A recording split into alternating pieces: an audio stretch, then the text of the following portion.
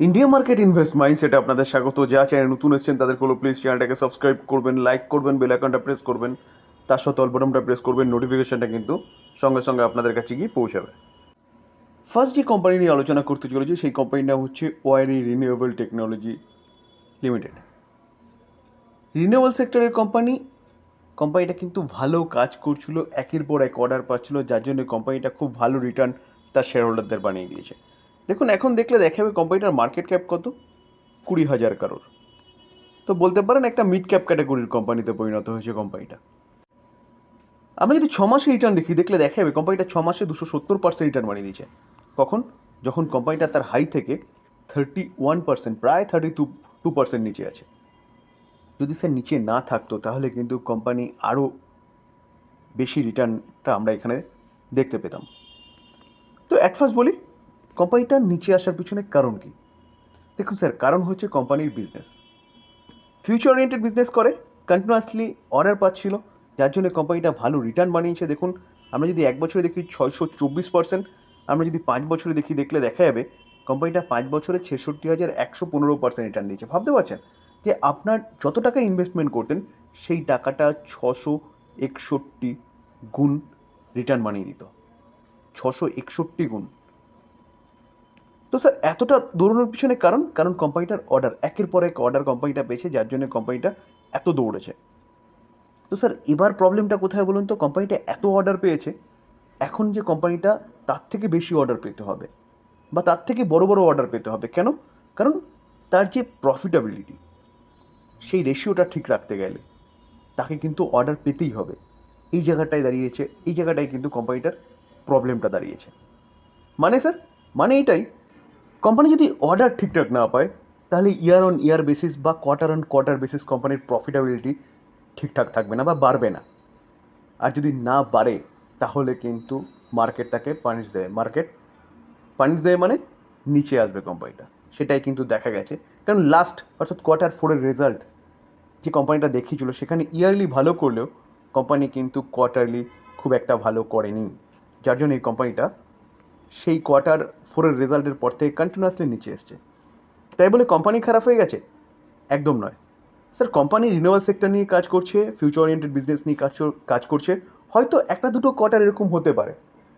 Company যদি কাজ ঠিকঠাক করে, যেহেতু রিনিউয়াল সেগমেন্ট বলুন বা সোলার এনার্জি বলুন, এখানে গ্রোথ আছে, তো এই কোম্পানির বিজনেস কিন্তু আবার ট্র্যাকে আসবে।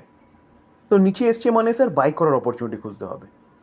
তো এই কোম্পানি নিয়ে একটা ভালো নিউজও পাওয়া যাচ্ছে। চলুন নিউজ কী পাওয়া যাচ্ছে সেটা একটু দেখি। দেখুন, রিনিউয়াল সেগমেন্টের এই কোম্পানিটা কিন্তু একটা অর্ডার পেয়েছে। কত? 90 crore একটা অর্ডার এই কোম্পানিটা কিন্তু কী করেছে? উইন করেছে। স্যার এই আর্টিকেল দেখলেও দেখা যাবে Waaree renewable technologies received 90 crore solar power project. The project schedule করা হয়েছে বা কমপ্লিট করতে হবে কখন? বলছে অনগোয়িং ফাইন্যান্সিয়াল ইয়ার 2024-25, অর্থাৎ এই ফাইন্যান্সিয়াল ইয়ারেই কিন্তু এটা কমপ্লিট করতে হবে। অফিসিয়াল নিউজ যেটা তারা কিন্তু এক্সচেঞ্জকে জানিয়েছে। এই প্রজেক্টের জন্য LOA রিসিভ করেছে কোম্পানিটা। এবং কত megawatt? 30 megawatt DC capacity project কিন্তু এটা, সোলার পাওয়ার প্রজেক্ট। তো এটা কিন্তু কোম্পানির জন্য একটা ভালো নিউজ বলতে পারেন। স্যার লাস্ট কোয়ার্টার অর্থাৎ মার্চ 2024, আমরা যদি কোম্পানির কোয়ার্টার প্রফিট দেখলে দেখা যাবে, দেখুন 54 crore প্রফিট ছিল। আগের কোয়ার্টারে কত? 64 crore। তো কোম্পানি দেখুন অর্ডার বেড়েছে বলে 11 থেকে 18, 18 থেকে 64 হয়েছে, 64 থেকে 54 crore, কিছুটা কমে গেছে। 1 বছর আগে দেখলে দেখা যাবে অনলি ফর 12 crore ছিল। তো 12 crore কত হয়েছে? 54 crore। ইয়ারলি ভালো জাম্প করেছে, কিন্তু কোয়ার্টারলি পড়েছে বলে মার্কেট কিন্তু সেই পানিশটা কোম্পানিকে দিয়েছে। তার পাশাপাশি যদি আমরা ইয়ার অন ইয়ার বেসিস কোম্পানির প্রফিট দেখলে দেখা যাবে 2020-তে মাইনাসে ছিল, 2021-এও মাইনাসে ছিল, 22-এ 9 crore। 9 crore কোথায় এসছে? 55 crore। 55 crore কোথায় এসছে? 138 crore। তো ইয়ার অন ইয়ার কিন্তু কোম্পানি ভালো করছে।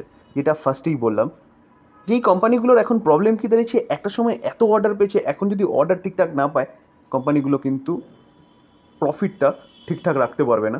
আর প্রফিট যদি ঠিকঠাক না রাখে তাহলে কোম্পানি নিচে আসবে। তাই বলে আমি বারবার বলছি কোম্পানিটা কিন্তু খারাপ নয়। লং টার্মে কোম্পানিটা কিন্তু ভালো রিটার্ন বানিয়ে দিতে পারে এখান থেকেও। কারণ কি? কারণ জাস্ট শুরু বলতে পারেন রিনিউয়াল সেগমেন্টের। আমরা যদি সেলস গ্রোথ দেখি, দেখুন 5 বছরে 162%, 3 বছরে 307%, কারেন্ট ইয়ারে 150%। সেলস গ্রোথ ফাটাফাটিভাবে বাড়ছে। প্রফিট গ্রোথ দেখলেও দেখা যাবে 145%, 3 বছরে 303%, কারেন্ট ইয়ারে 169%। তার পাশাপাশি যদি আমরা স্টক সিএজিআর গ্রোথ দেখি, 10 বছরে কোম্পানিটা 96% করে রিটার্ন দিয়েছে। ভাবতে পারছেন, 5 বছরে 267% করে রিটার্ন দিয়েছে, 3 বছরে 289% করে রিটার্ন দিয়েছে এবং কারেন্ট ইয়ারে 609% রিটার্ন দিয়েছে, যেখানে রিটার্ন অন ইকুইটিও কিন্তু ব্যাপক রিটার্ন অন ইকুইটি শো করছে এবং কন্টিনিউয়াসলি বাড়ছে। তো স্যার, যারা লং টার্মের জন্য চিন্তাভাবনা করেন তারা কিন্তু এই কোম্পানি নিয়ে চিন্তাভাবনা করতে পারেন। কোম্পানিটা আন্ডার ভ্যালু রয়েছে, তার হাই থেকে 30% নিচে রয়েছে এবং business model well and good. হয়তো এই সময় কোম্পানিটা একটু প্রবলেমের মধ্যেই যাচ্ছে, এটা কিন্তু সারা জীবন থাকবে না। Sir, Apollo micro system limited কোম্পানিটা ডিফেন্স সেগমেন্টের কোম্পানি, 5% আপার সার্কিট মেরেছে। দেখুন স্যার, আমরা যদি কোম্পানিটার বিজনেস দেখি তাহলে এরোস্পেসে রয়েছে, ডিফেন্সে রয়েছে, স্পেসে রয়েছে, ট্রান্সপোর্টেশন অ্যান্ড হোমল্যান্ড সিকিউরিটি সিস্টেমে কিন্তু কোম্পানিটার এক্সপোজার রয়েছে। স্যার, কোম্পানিটার নামের পাশাপাশি কিন্তু আপনি কোম্পানিটার মার্কেট ক্যাপও দেখে নিন। Market cap only for 3.53K, অর্থাৎ 3,500 কারোর হচ্ছে কোম্পানিটার মার্কেট ক্যাপ। দেখুন, আমরা যদি রিটার্ন দেখি তাহলে কোম্পানিটা এক বছরে 96% রিটার্ন দিয়েছে। কখন? যখন কোম্পানিটা কিন্তু তার হাই থেকে অনেকটা নিচে রয়েছে। একটা স্মল ক্যাপ ক্যাটাগরির কোম্পানি এক বছরে এরকম রিটার্ন দিয়েছে। আমরা যদি 5 বছরে দেখলে দেখা যাবে কোম্পানিটা 1061% রিটার্ন দিয়েছে। তো ডিফেন্স সেগমেন্টের প্রতি কটা কোম্পানি ভালো দৌড়চ্ছিল, এই কোম্পানিটাও ভালো দৌড়চ্ছে, কিন্তু 2021-এর পর থেকে কিন্তু কন্টিনিউয়াসলি নিচে এসছে। তো এই কোম্পানিটাকে নিয়ে একটা ভালো নিউজ পাওয়া যাচ্ছে, যার জন্য কোম্পানিটা লাস্ট ট্রেডিং সেশনে 5% একটা আপার সার্কিট মেরেছে। তো কোম্পানির সঙ্গে এই কোম্পানিটা, এই স্মল ক্যাপ ক্যাটাগরি কোম্পানিটা, প্রোমোটার কী করেছে? প্রোমোটার কিন্তু ইনক্রিজ করেছে দেয়ার স্টেক কত?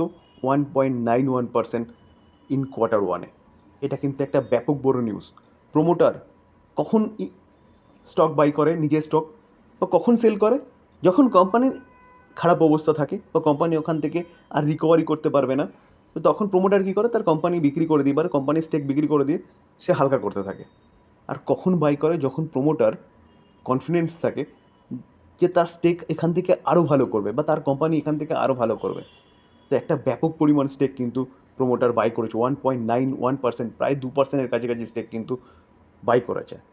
যেটা স্যার আজকেরই নিউজ, 17 জুলাই 2024, 10:33 AM।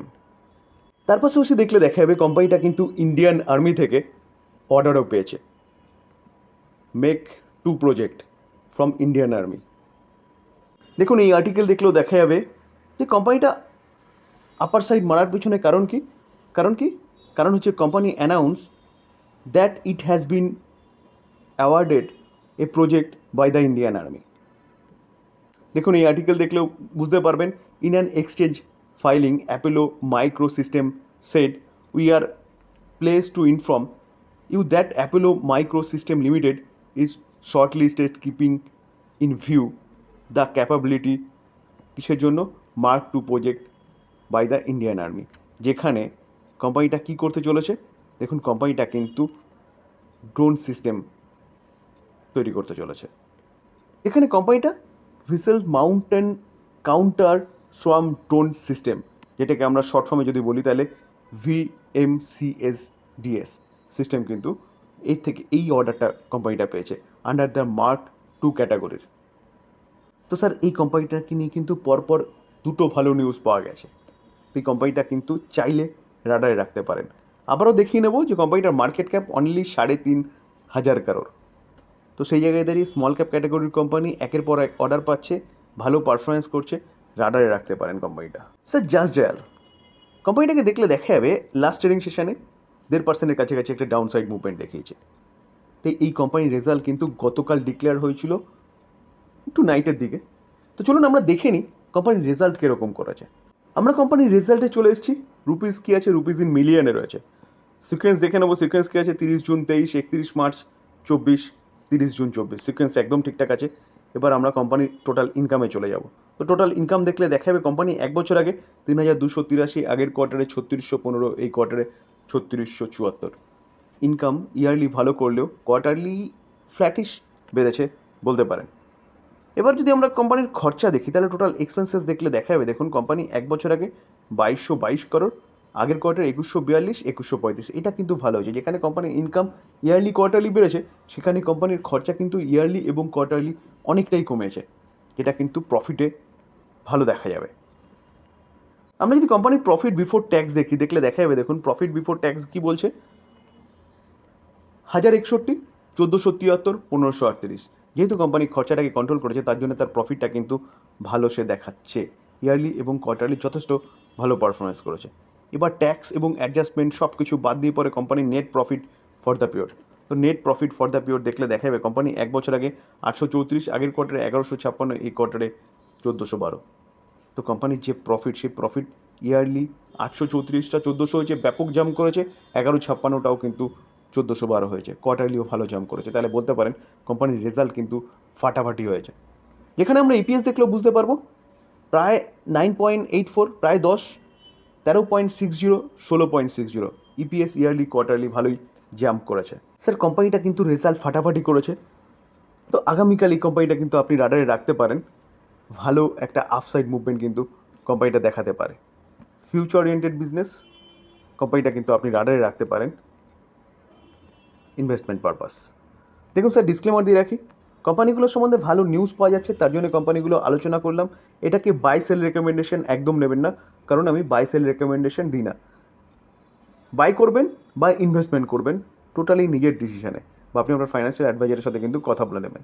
আলোচনা এই পর্যন্ত। যদি ভালো লাগে, যারা চ্যানেল নতুন এসেছেন তাদেরগুলো প্লিজ চ্যানেলটাকে সাবস্ক্রাইব করবেন, লাইক করবেন, বেল আইকনটা প্রেস করবেন, তার সাথে অল বাটনটা প্রেস করবেন, নোটিফিকেশনটা কিন্তু সঙ্গে সঙ্গে আপনাদের কাছে গিয়ে পৌঁছবে। থ্যাংক ইউ, ভালো থাকবেন।